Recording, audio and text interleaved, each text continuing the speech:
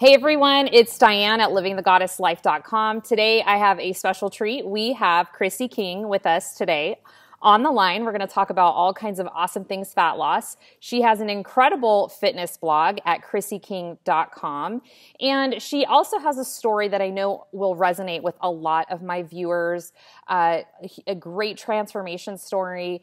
And I'm excited to dive in, hear more about how that took place, find hopefully some tools that you guys can also use as well, some motivation, some insights that will help you along your own transformation journey. So we're going to dive in. Welcome, Chrissy. I'm glad to have you. Hi, Dan. I'm so excited to be here today. Thank you so much for doing this. I'm excited to just have some, girl talk and talk about my transformation and hopefully give people some tips that will help them. So yeah, thank you for having me. I'm super excited. Awesome. I'm excited to dive in. So we have a great connection. We are in the same fitness mastermind. So we're around a lot of amazing women who all seem to have had their own story and really wanted to share it with the world and make sure that the struggles and, the trials and tribulations that they had gone through, they could bring to their blogs and to their platforms to help out other women. So that way it's a shorter learning curve for everyone else. And I'm hoping that that is something that we can uncover too with you. So tell us about your journey, how you started in fitness and how the blog came about and kind of where you're at now in terms of how everything went down the timeline. Yeah, absolutely. So I'm gonna give you the abbreviated version. I want to tell you. Yeah, sure. My life. But just going back, I kind of, since I was probably around 16 or 17, I think is when I started struggling with my weight. And I think when I was, it's funny because I think when I was 10 or 11, the only memory I have of weight issues, I remember being younger and feeling like I was a chubby kid. Mm-hmm. And I would intentionally walk around with my shoulders humped over because I thought it'd cover up my stomach that I was subconscious about, which is such a strange thing for a 10-year-old to be thinking about, right? Right. But then I kind of grew, I'm 5'11", so I kind of grew into my body, so to speak, and I never really struggled with weight after that until I was probably about 16 or 17. I think it was a combination of things. My parents went through a divorce, so that kind of had, that had played its role. I was dating a really bad dude, that, Those bad boys. All those things, and really quickly, and you don't even realize it, I put on 25 or 30 pounds. With style, I don't even think I knew it till a couple people at school said something to me. And you're in high school and you're 17. Mm-hmm. You're oh my God, so I was I need to lose weight. I need to do something. So I did the only thing I knew to do because I was 17. I had a friend of my mom who had lost a lot of weight, and she's the only person I knew that knew anything about weight loss. And so I asked her, I'm like, how did you lose all this weight? And she said, oh, I did the Atkins diet. And so I went to Google and Googled it. And I'm like, oh, so just don't eat any carbs and exercise. No problem. I can do that. Yeah. And so that's literally what I did. I ate hardly any carbs, and I just would exercise, cardio. Right. And I would do hours of cardio every week. And I was actually super successful, I guess, so to speak, in that sense. I lost 30 pounds pretty quickly, and I was like, oh, this is awesome. But then what happened was I graduated from high school and went to college, and then I was living in a dorm. And cafeteria food, drinking, all that kind of stuff.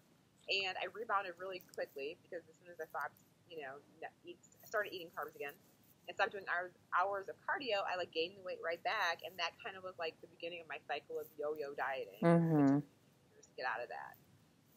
So then fast forward, I can't even tell you how many cycles of yo-yo dieting I would lose the same 20 and 30 pounds over again. So did you do the typical, and I say typical because I did this too. So okay, Atkins worked. What's next?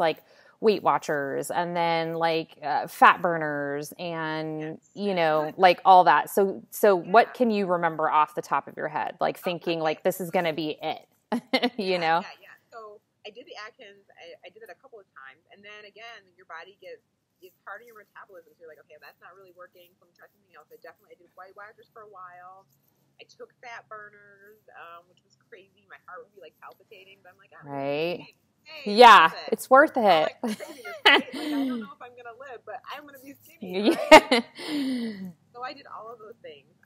And I just remember being really feeling hopeless because I felt like every time, because obviously I wasn't doing it the right way, but I didn't know any better. So I just felt like, man, well, how am I ever going to be able to get the results I want that will like stay forever? So I won't be on this. It's very emotionally draining and physically draining to keep doing this yo-yo thing, and you just feel like hopeless. You feel despondent, and every time I just felt like more desperate.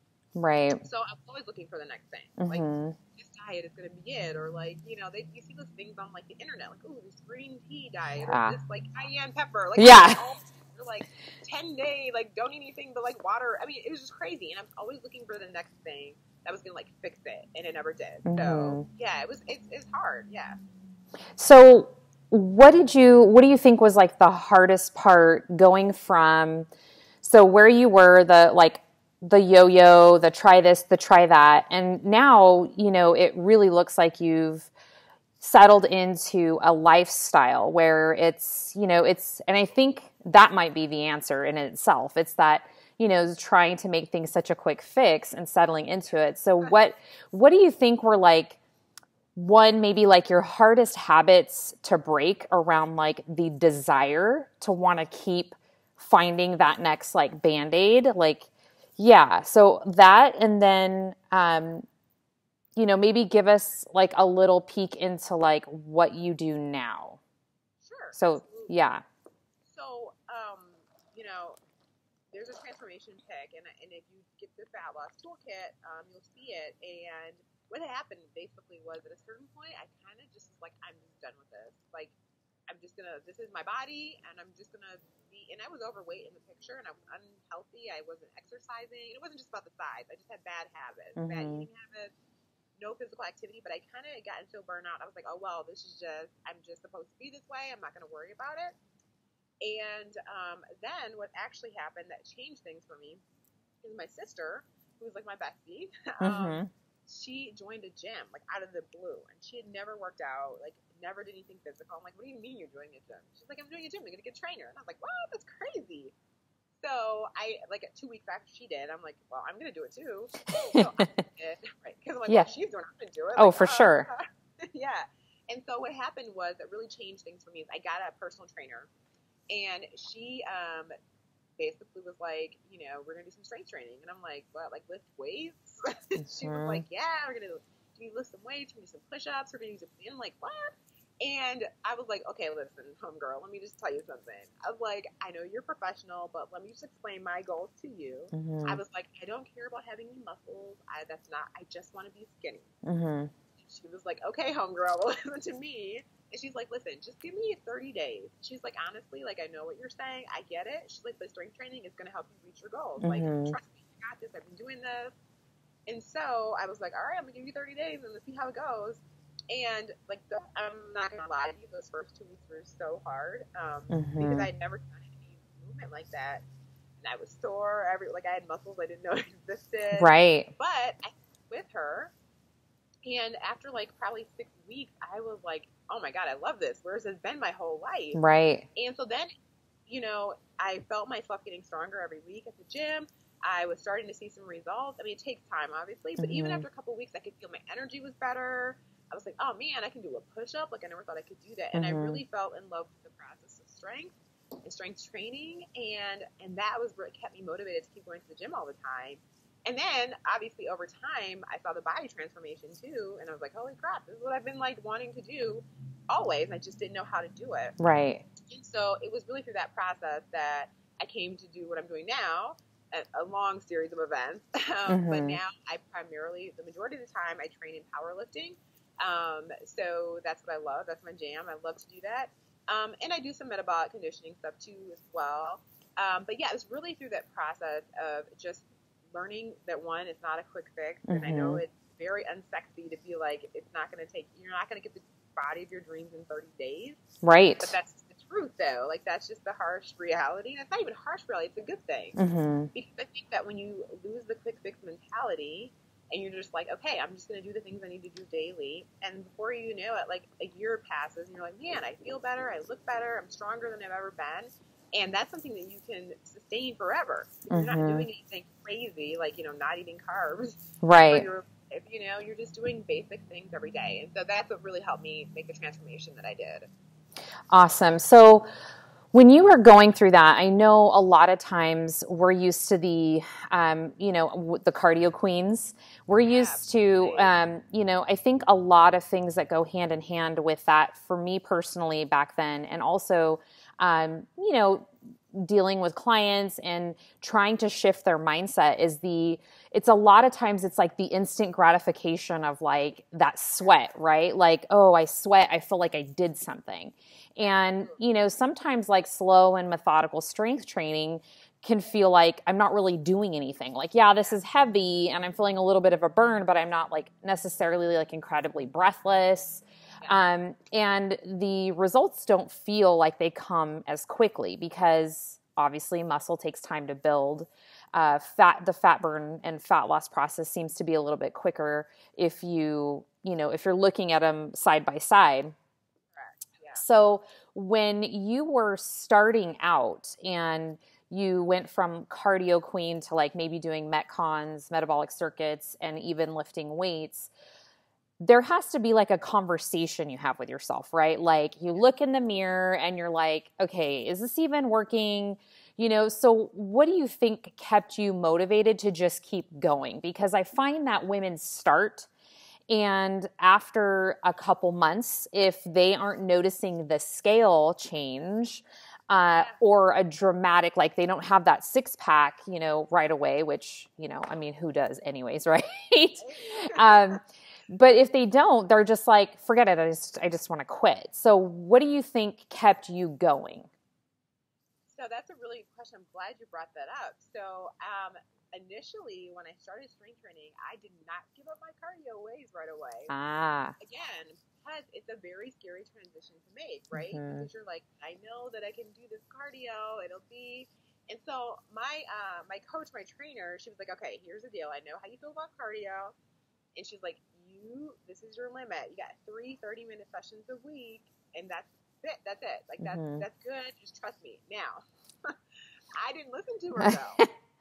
I was sneaking more cardio than she thought I was doing. And it literally, it took me a little bit to break that habit because I was just so accustomed to doing it. And it really, how did I actually finally get out of it? I think because I felt like it was probably like a year in, to be honest with you, before I actually was like, okay, I'm doing too much cardio. And the reason I finally came to that conclusion myself is because after time, I was doing all this strength training, I was doing all this cardio, I was looking a lot better, but I wasn't recovering well, and I wasn't feeling, my lifting wasn't going as good. And so I finally had a conversation with my coach. I'm like, I don't know what's going on. Like, I just don't feel good. And so I finally admitted to her that, like, I was doing cardio like 6 days a week, and I still was stuck in some bad habits at that time, because I still would be like, oh my God, I ate some M&Ms. I'm going to go do 30 minutes of cardio, burn it off, right? Those are habits that are hard to break.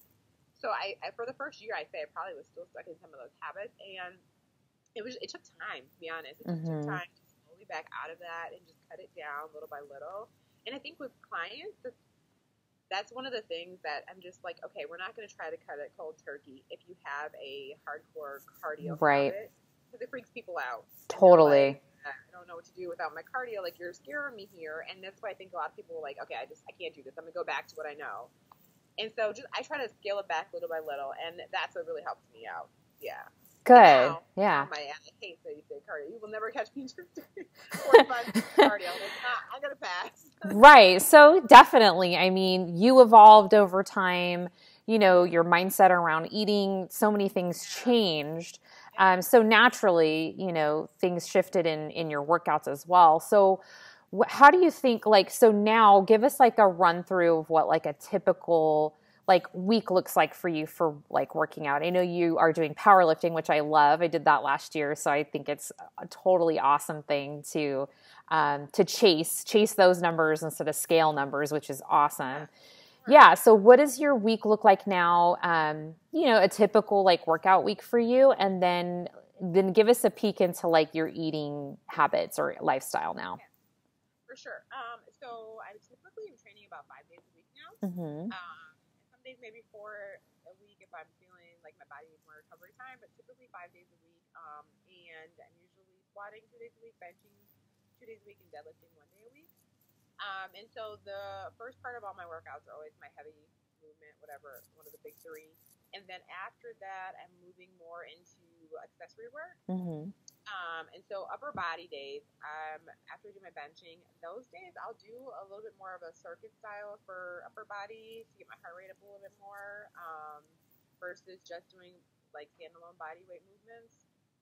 So that's what that looks like. And then 1 or 2 days a week, I'll throw in some sprints, some interval sprints, just for a little cardio conditioning, because cardio does have its place. Oh, for sure. And all that kind of stuff. Right. So I'll usually throw in sprints a couple days a week, just to get some conditioning in. Mm-hmm. And like if there's days that I just don't have the time, I usually train at 4 in the morning, by the way, so I'm an early bird. Wow, I love it. Yeah, that's great. So if for some reason I'm running behind and I don't have the time to devote to a whole powerlifting session, because you need a little bit more time than you do for for sure. training, I'll just do a quick Metcon, a 30-minute Metcon, just to get some movement in, which those are awesome too. Mm-hmm. They're also great for heart conditioning and all that kind of stuff. Mm-hmm. And then in terms of my eating, I've been all over the place with eating, but now I've settled to more into an intuitive eating place, where I'm just eating mindfully. So the big things I always focus on proteins. That's like, got to get my protein in, lots of veggies, lots of fiber, and then fill in fats and carbs as my body craves. But for the longest time, probably up until like 6 months ago, I was a hardcore macro tracker. Mm-hmm. Me too. Yeah. My fitness pal. Yeah, right. And I don't think, I have nothing against counting macros, actually. I think it's great. I just really got tired of tracking. Like, it's just like, okay, I can't. Right? I had to stop. Yeah. I got tired of it, and it was, I think, I don't know how you sort of like weaned yourself off, but I was kind of like, I had done it for so long with like figure competing and all that, and bikini competing. And for me, it was like, well, let me see if I trust myself enough to get this right. Yeah. And I don't even know. I'd have to look into my app to see the last time that I tracked. And, I'm not a slave to the scale, but if I hop on, I'm still floating in that same weight range that I was when I was obsessively tracking macros. So, and it's such a relief. It is, right? And the same thing, that trust is huge, because it's really hard for me to come off the tracking, because I'm like, well, if I don't track, how am I going to know how much I ate? Mm-hmm. And it is a whole trust thing. It really is. Yeah. Now, I'm going to probably compete in July. So again, I don't really hop on the scale all that often either. So if I hop on the scale and I got to get down like 5 or 6 pounds, right, we'll drop back on the macro counting train just to get ready for my meet or whatever. But then after that, for your powerlifting meet, for sure, I got planned for that, so I gotta make sure I'm on track. But it is such a relief just to not be a slave to tracking. And I get, some people love it. Like, I literally know friends that have like tracked for 5 years, they never miss a day, and it doesn't bother them. Yeah. As long as you're good with it, there's nothing wrong with it. But I couldn't do it anymore. I think it serves its place, like in the whole trajectory of like figuring out fat loss and diets and doing things. So it served its purpose, and I'm sure it has made you more aware of like what calories are in certain items that a lot of people don't realize. And so it's a good tool to give you some insight as to what you're eating and how that quickly that adds up. Oh my God. Because tracking definitely does that for you. Yeah. Yeah. So it's a good wake up call for sure. Now, how do you track progress now? Do you, is that of a concern for you, or is it sort of just like, not anymore now that you're sort of powerlifting focused? So for the longest, I used to really be big on, it wasn't so much the scale, just because, like, honestly, the scale fluctuates so much, and I had a history of being very obsessive about the scale, and like, God, I'm up a pound, how's it possible? When, okay, hormonal changes, like, all these things. For sure. So I kind of got myself off of that, because I would just, like, obsess about it way too much. But I usually will weigh myself like once a month. Same thing, just to like I'm in the range where I normally am. And I used to like take progress pictures once a week, just because I don't know, it's my thing. And I think that led back to my days when I had a nutrition coach a couple years back, and like I had to do my weekly check-ins, and I'm sure you're familiar with that, right?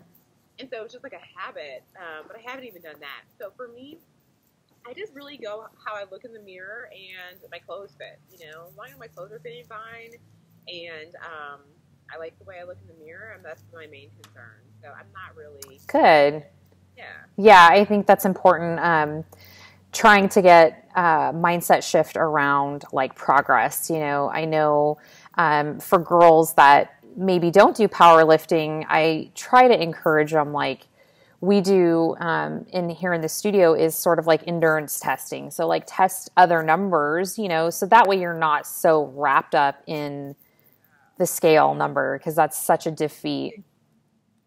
Yeah. Such a And defeat. Think about the scale that like totally mind fuck you. I don't know if I can say that. Sorry. Oh, I just did. no fucks. Yeah. Okay. Totally. But the thing with the scale that would totally mind fuck you is that I used to, I think it was like in my picture that, you know, like my before picture, I was like 205, right? Uh-huh. And like right now I'm 185. It's really only a 20-pound difference, but I look completely different. Right. And so that's the other thing. Is like when you start strength training, you're putting on lean muscle mass, like that scale is going to look completely different. Mm-hmm. And if you like just focus only on a particular number that you want to get to, like I used to think literally, I used to think I need to be like 160.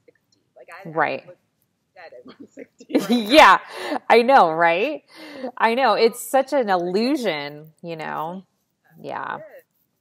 So yeah, I love that you guys do the endurance testing because yeah, there's so many ways to track progress besides just a number on the scale. I love that. Yeah, it's a hard thing when you've been conditioned so long to think that you need to be a certain weight or I know for me personally, it was like I wanted to be 135 because, you know, that was what I was in high school. I'm like, really, that is like not even, that is not even realistic, you know, come on now.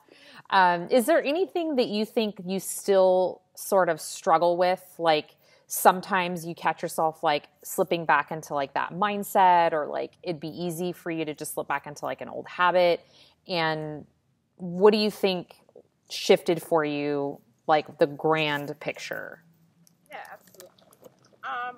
So, yes, I do find myself every once in a while having these thoughts. I'm like, okay, gotta fix that.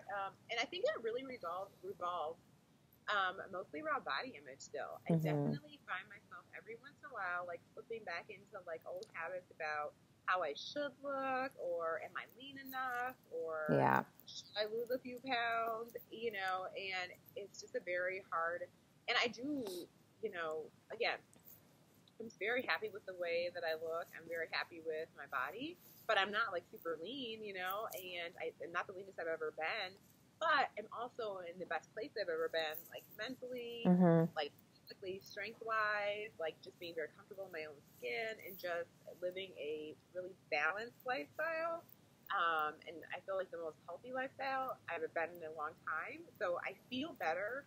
And to go back, you know, I think when I was at my absolute leanest, I still wasn't happy.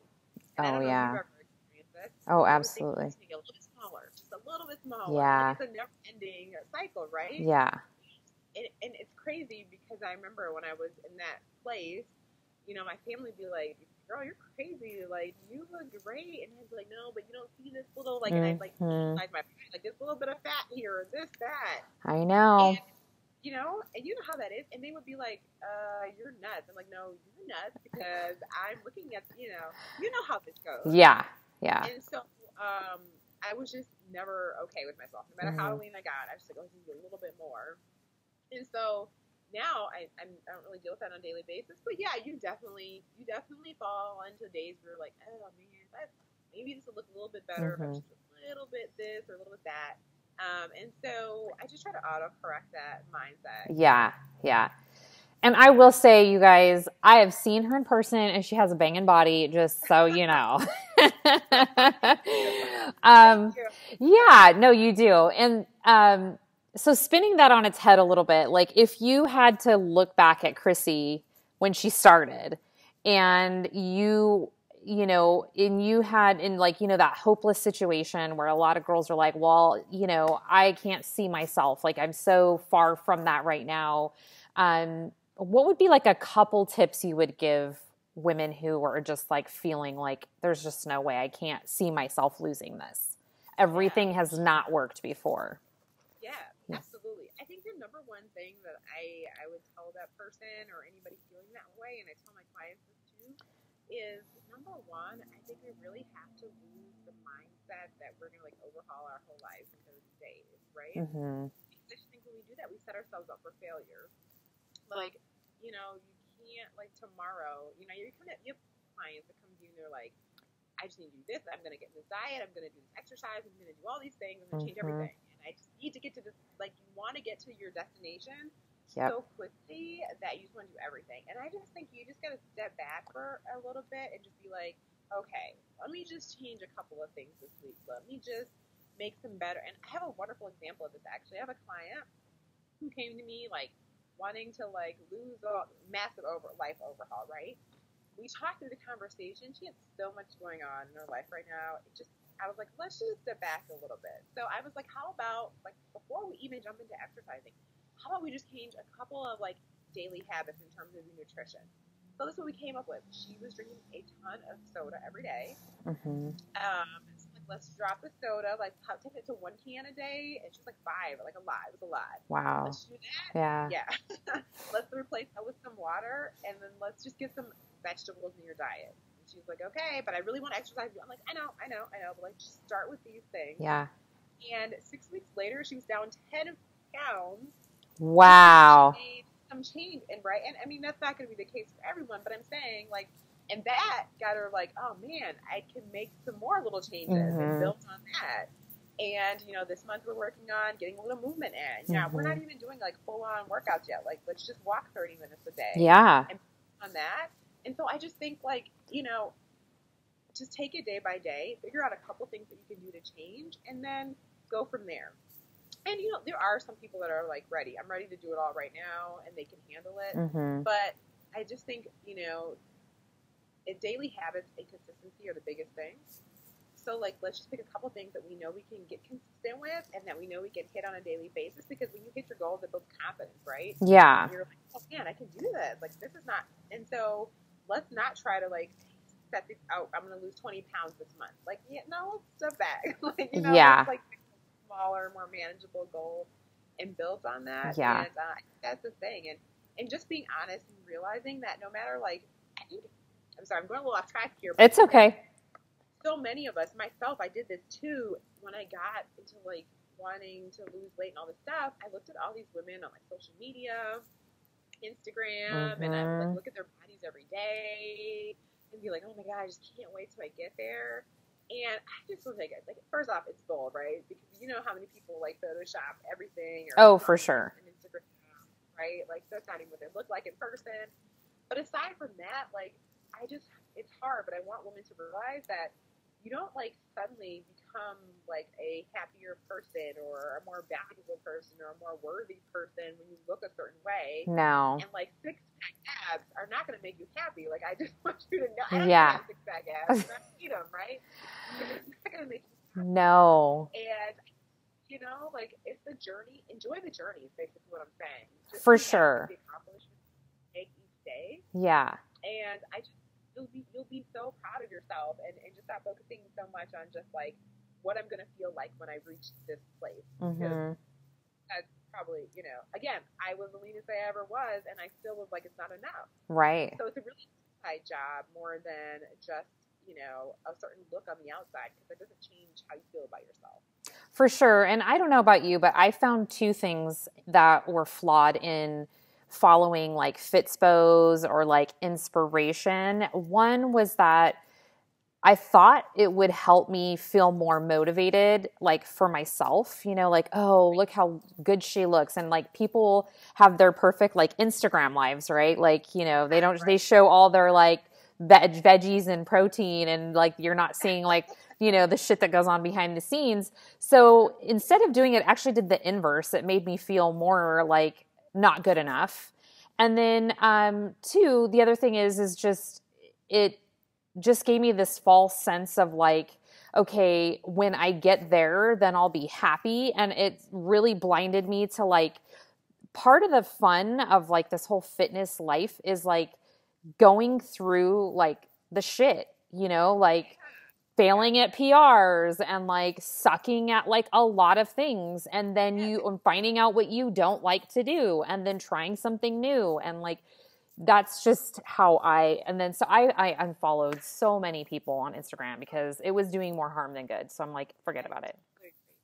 I Yeah. 100% agree with you on everything you just said. Yeah. It's like, it's doing really good. Right. And, you know, the other thing, too, is I've really evolved over the years because, again, like you kind of just said, like you got into fitness because you think, oh my gosh, when I look like this, I'm going to have this perfect life and I'm going to whatever. To be honest with you, like fitness for me and now how I look at it, it's not about like just how you look. It's just about being like strong mentally, physically, healthy for life, and just enjoying what you do. And it's not like something you do to punish your body, Right. because you have to look this certain way. It's a part of being a fully, like for me anyway, it's like it's part of who I am. It's part of what I love to do, and it's not a negative or a punishment or like I need to work harder so I can look like this. You know, I just Right. kind of whole mentality. You know, For sure. Yeah. Yeah. Good old social media. Right. It's a blessing and a curse. Yeah, totally. So, so my blog is Living the Goddess Life, Fit, Sexy, Confident, sort of the trifecta. I love that. Thank you. So give me maybe like maybe some things that you do that make you obviously feel fit and strong, things that maybe you do that make you feel sexy and confident. So just a little bit of Chrissy. Yeah, for Yeah. sure. So in terms of fit, like I feel like strong and super badass, but I'm just like lifting heavy weights. Like I just love it. Like just and like you said, it's a challenge of like getting stronger and like having those days that suck and you're like, oh my god, you know, you're failing at PRs or whatever, and you miss lifts and all that kind of stuff. But then there are days that are like, man, you feel like you can conquer the world, right? And like lifting just in general gave me a whole new level of confidence I never had before, like ever in life. And it just helped me realize how strong I really am and that I can do anything I want to do. And so that's when I feel my fittest, my strongest, is when I'm just like in the gym, lifting some heavy weights with my music. And I love it. You know, I'm usually not by myself, but those times that I'm at the gym just by myself, it's just me and the weights. It's just amazing. I love that. Awesome. Then in terms of sexy, well, well, first off, I'm gonna have to come and do some of your classes because I think that's gonna help me. You totally do. That I have to do. But other things is I am not usually one. I don't get like super dressed up during the week. Usually, I'm either in my work clothes, which is like business, or I'm in gym clothes, right? So every once in a while on the weekends, I get like fancy, put on some heels, my lipstick and makeup. I feel super sexy when I do that. I like that. And the other thing, which is going to be kind of funny, is that I like looking at myself naked in the mirror. I'm like, I love it. That's awesome. I have this infatuation with like looking at my ass when I'm naked. I'm like, damn. I'm like me too. Yeah. So that's when I feel really sexy. I love that. Good. That's so awesome. And then confidence, I'm sure, sort of ties everything in. Yeah, confidence is like everything. You know, like I said back, I'm so happy with where I finally have come to now because I just feel good in my skin. I just feel like super comfortable with the person that I am and the person I've become, and so I really feel like pretty confident every day. I'm like, yeah, I just feel like I'm owning shit. You know, good. Like in a bad, I just feel like, yeah, I got this shit. So I just feel really good in my own skin now, and that feels awesome because I'm 31. I feel like I finally. But then when I turned like 30-ish, I finally felt like I felt super just confident in the person that I was. So, yeah. Awesome. I love it. So last question, and then we'll wrap up. I find that daily rituals are incredibly important when you are trying to make change. So, and that's for anything, right? Like studying for school or, you know, whatever. So can you tell us, like, do you have any daily rituals or strategies or something that is like non-negotiables for you that you feel contribute to leading your fit lifestyle? So like meditation, journaling, you know, everyone has different things and go-tos. Absolutely. So for one, me is gratitude. I have a daily gratitude practice. That's just really important to me. Just because I think when you find yourself like in funky moods, or like things you don't feel like things are going the way you want them to go, or anything like that, like gratitude always brings me back to my center because I can just stop and think about, okay, what are the amazing things that are happening every day, because you have something to be grateful for every single day, right? Right. Absolutely. So Yeah. daily gratitude practice is super important for me. So what that looks like for me is anytime I'm feeling in a funk, like I really am like, okay, step back, let's think about things that we're grateful for, be appreciative of what we have. But then every night too, I take 10 minutes and just lay, like usually when I'm in the bed, sometimes I fall asleep, but I try to like 10 minutes to just really meditate for one, and just be in a place of gratitude for all the amazing things that are happening. And also really try to make it a point to, if I had a bad day or something like that, even if it was a bad situation, what good learning point could I come from that? Or like something still to be grateful about the situation, the best of days. So gratitude practice is super important for me. And then also reading. Like I'm an avid reader. I love to read. And so I try to read every single day. Like I feel awesome when I don't get, even if it's 15 minutes, like I just need that. It calms me. What are you reading right now? Anything juicy? Oh gosh. Okay. I have 3 books going. Me too. Oh, it's terrible. Okay, yeah. Right, that'll feel so bad. So I'm reading a book called I'm Judging You. Oh, I don't know if you've heard of that. I have not. Okay, so that's a good one. That's like my fun book kind of right now. Mm-hmm. I can read something like more fun. There's something a little more educational. So I'm also reading The Cell is Human. Okay. Book I'm reading right now, which is good. Mm-hmm. It's more like business related though. I mean, not necessarily, but that's my business book for the month. Right. And my third book is more of an intellectual book. And this month I'm reading a book called Tears We Cannot Stop. So okay. More, so that's Eric Dyson, and that's my third book I'm reading this month. So I'm liking them all. They're all really good. And so I kind of like move around. But I need to, like at least 15 or 20 minutes every day just to like, okay. And again, it really just calms me. Like my mind. I can think of anything else. I'm just going to read this book. So I pick it each, what I'm going to read a day depending on how I'm feeling. If I feel like something intellectual, and if I'm like, I don't got the mind for anything intellectual. Right. Today, yeah. I think it's a little more fun. Yeah. I'm actually in the middle of a couple too. Liz D'Alto's Untame Yourself, I believe it is. Such great things about it. Yeah, really juicy. I'm like a couple chapters in, and it's really good. And then I do a lot of Audible just because I drive. I have a commute. And so I'm listening to, actually just posted on Facebook, I think it's called The Subtle Art of Not Giving a Fuck. Oh, I saw that. Yeah. I love that so book. good. Yeah, really good. It's so good. It's really good. Yeah. It's actually one that I think I feel like I will reread again next month. I do that too. Yeah. That book was so good. It was really good.